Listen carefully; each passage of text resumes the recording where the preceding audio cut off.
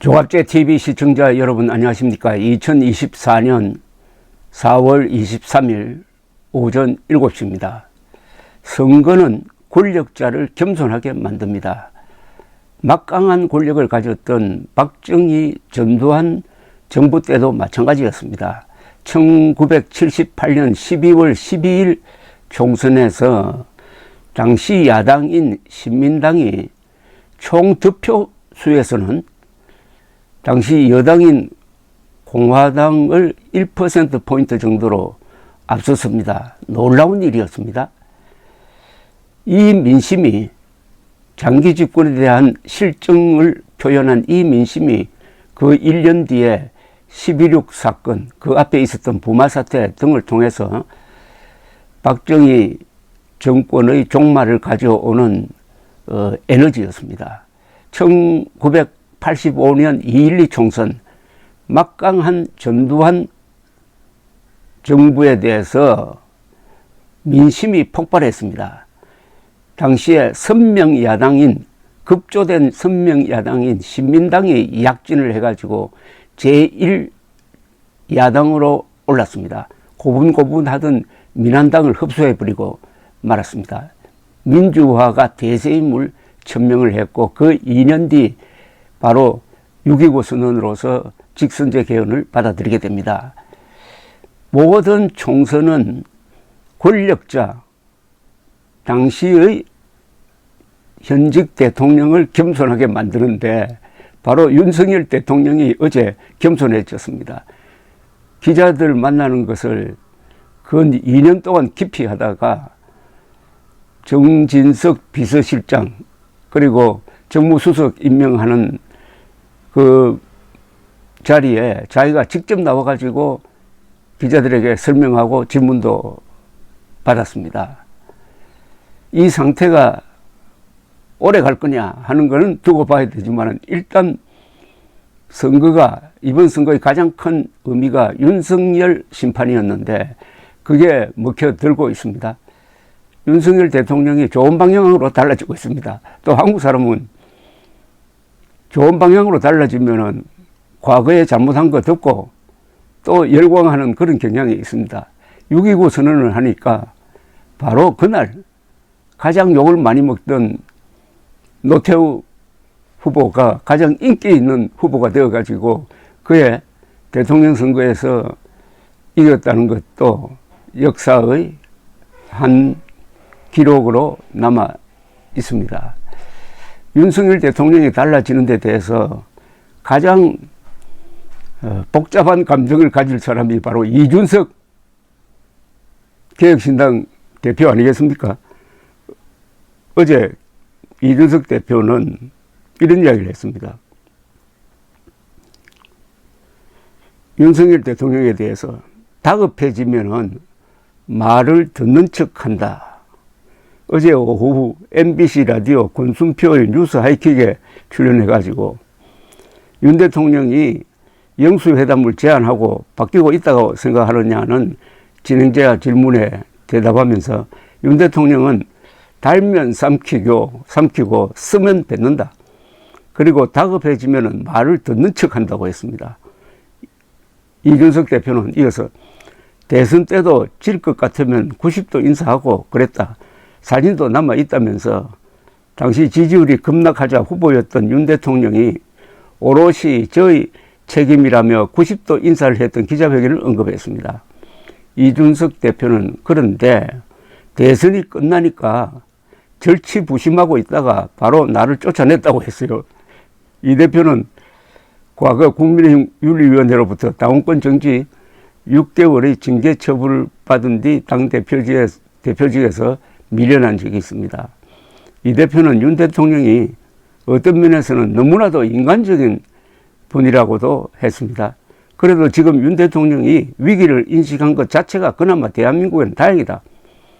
정상적인 정치 세력이라면 지난 강서 보궐선거에서 심판을 당했으면 위험을 인지했어야 했다. 그런데 그렇게 국민들이 준엄한 심판을 내렸음에도 불구하고 그냥 자체 행복 회로를 돌리지 않았느냐고 했습니다. 이준석 대표는 이어서 인요한 혁신위와 한동훈 비대위 출범 등을 지적하며 뼈를 깎는 쇄신을 해야 하는데 때를 미는 쇄신하면서 버티려고 했던 것 아니냐고 또 비꼬았습니다. 정진석 비서실장 임명에 대해서는 웬 말이냐고 했습니다. 지금 민심의 심판을 받아놓고 비대위원장 때 당심 100% 가야 한다. 당심이 곧 민심이라고 이야기한 정진석 의원이라고 지적하고 그때부터 당심 100%로 전당대회를 치러가지고 김기현 대표를 뽑아놓고 연판장 돌리고 난리치면서 이 꼴 난 거 아니냐고 날을 세웠습니다. 윤 대통령은 어제 오전 용산 청사 브리핑룸에서 비서실장 인선 결과를 직접 발표하며 새 비서실장으로 국민의힘 5선 중진인 정진석 의원을 임명했었습니다. 윤 대통령은 비서실장으로서 용산 참모진뿐 아니라 내각, 여당, 야당 또 언론과 시민사회 모든 부분에 원만한 소통을 함으로써 직무를 아주 잘 수행해 주실 것으로 기대한다고 말했습니다. 이준석 대표는 MBN에 출연해가지고는 진행자가 대통령에게 만남을 제안할 의향이 있느냐고 하자 이 대표는 적어도 저와의 관계에서 윤석열 대통령은 신용자본이 없기에 만나서 이야기한들 유의미한 대화가 나오지 않을 것으로 생각하기 때문에 제안할 생각은 없다고 했습니다. 국민의힘 복당 여부에는 국민의힘 대표 시절 그렇게 협조적이지 않은 경험을 당해봤다. 협조적이지 않은 의원들이 기다리고 있는 국민의힘에서 무슨 역할을 하겠는가로 선을 그었습니다. 진행자가 김종인 전 상임고문이 이준석 대표가 2027년 대선 주자로 등장할 가능성이 높다고 했다. 대선 출마의 꿈은 갖고 있느냐고 묻자 이 대표는 열흘 전에는 국회의원이 꿈이었다며 저는 충분한 준비를 했다고 생각하기 전까지는 권력욕을 앞세워서 대선 준비하지는 않겠다. 실력을 갖추고 나중에 준비가 되면은 국민들께 말씀드리겠다라고 했습니다. 이준석 개혁신당 대표는 또 이재명 더불어민주당 대표에게 전국민 지원금 공약을 철회해야 한다고 했습니다. 앞서 민주당은 총선 공약으로 국민 1인당 25만 원 민생회복 지원금 지급을 약속한 바 있습니다. 이재명 대표는 총선에서 승리한 후인 지난 19일에도 재차 민생회복 지원금 지급을 정부에 요청을 했습니다. 이준석 대표는 서울 여의도 국회에서 열린 개혁신당 최고위원회에서 작년 재정적자가 87조 원에 달했다는 충격적인 수치가 총선 직후에 발표되었다. 물가 문제마저도 매우 심각한 상황인데 그런 인플레이션 우려 속에서 돈을 풀어야 한다는 민주당의 주장까지 겹치다 보니 나라가 파산하는 것 아니냐는 우려가 나오고 있다고 했습니다. 이준석 대표는 민주당은 추가적인 인플레이션 요인으로 동작할 수 있는 전국민 지원금 계획을 철회해야 한다. 소득 기준을 정해서 꼭 필요한 분들에게 혜택이 갈 수 있도록 조정하는 그런 모습이 필요하다. 복지정책에 관해 적극적인 이재명 대표가 잠시 평소의 주장을 거둬들이고 물가와 인플레이션을 걱정하는 국가 지도자의 모습을 보인다면 국민은 그것이 협치의 틀이라고 생각할 것이라고 했습니다. 이준석 대표는 윤석열 대통령을 향해서도 선거 기간 중에 남발된 사회 간접 자본 공약에 대하여 속도 조절과 감축을 천명하시면은 어느 정도의 비판을 받을 수 있겠지만 장기적으로 대한민국 발전을 위해 옳은 선택이 될 것이라고 생각한다고 했습니다.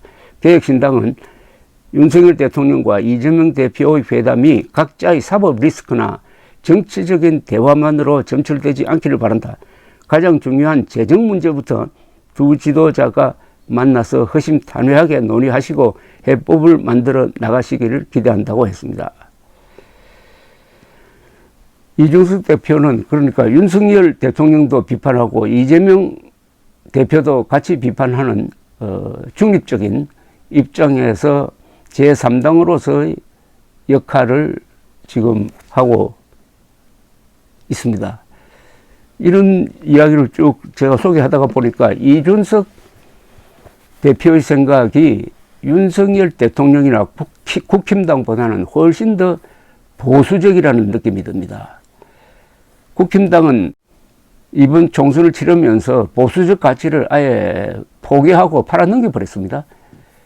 북핵 문제를 한 번도 언급한 적이 없습니다. 죽고 사는 문제에 대해서 무심한 외면한 보수당이 그 보수라고 할 수 있겠습니까?